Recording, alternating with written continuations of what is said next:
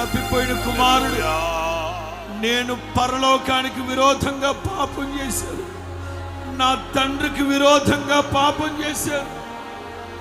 తల్లిదండ్రులకు విరోధంగా ఎన్నిసార్లు మాట్లాడుతున్నారు. తల్లిదండ్రులు మీ మీద ఎన్ని ఆశలు పెట్టుకున్నారు, ఎన్ని ఆశయాలతో పెంచుతున్నారు. ఏమాత్రం తల్లిదండ్రులను గౌరవించలేని యవనమా,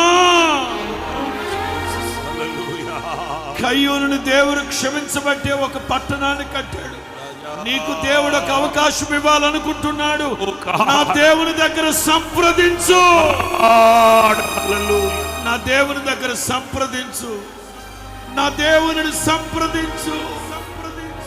పిలువు, యేసయ్యా యేసయ్యా, మీ కటాక్షం నా మీద ఉన్నట్లయితే నన్ను దాటి వెళ్ళొద్దు.